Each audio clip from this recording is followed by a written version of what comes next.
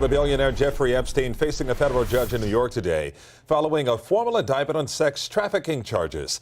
Local 10 News reporter Glenna Milberg is joining us live now from Miami with what happens next. Glenna. Calvin, what happens next in New York is what never did happen here in federal court in Miami, and that is likely a full-on prosecution of a very wealthy and connected man named Jeffrey Epstein for sex crimes involving a lot of underage girls.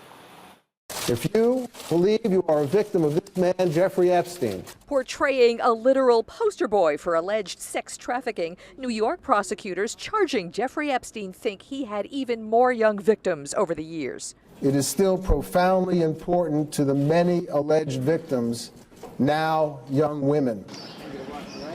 Federal agents found photos of nude girls among the items seized from Epstein's Manhattan townhouse over the weekend. The indictment Monday documents how Epstein and some of his employees from 2002 to 2005 schemed to lure girls as young as 14 to his mansions in New York City and Palm Beach for sexual activity, for money, more money if they recruited others to the network too. I was 14, I had braces on.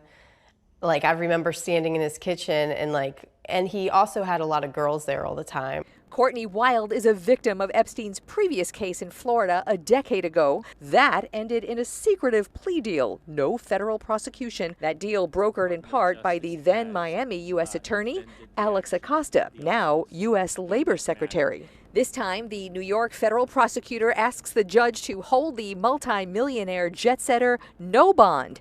It is difficult to overstate the risk of flight and danger to the community if the defendant is released, he wrote. You know, many of the victims alleged in the New York indictment are the very same young women who were the victims in the Miami case. Figure they were in their teens then, they're in their 20s and 30s now. Many of them kept in the dark about the proceedings of the Florida cases. One of them, her name is Michelle Licata, was actually in the courtroom today in New York, and our affiliate there caught up with her just a little while ago.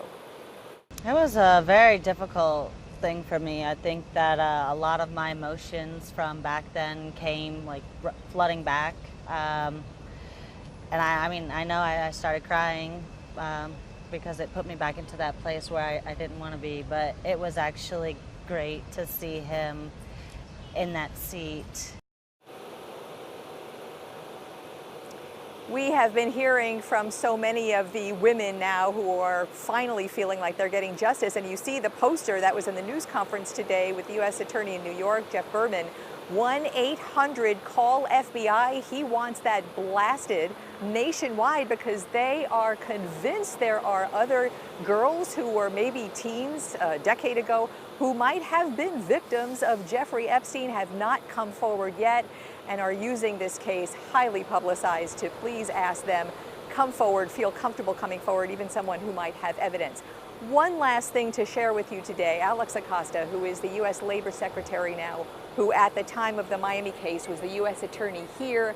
After this whole thing became public and the secret plea deal became public, thanks to a Miami Herald reporter named Julie Brown, there were many calls for him to resign his post as Labor Secretary. And today, with this news, we are hearing those calls renewed, especially from South Florida's congressmen and women. I'm Glenna Milberg, live in Miami today, Local 10 News. Possible political fallout from this case. Thanks a lot, Glenna.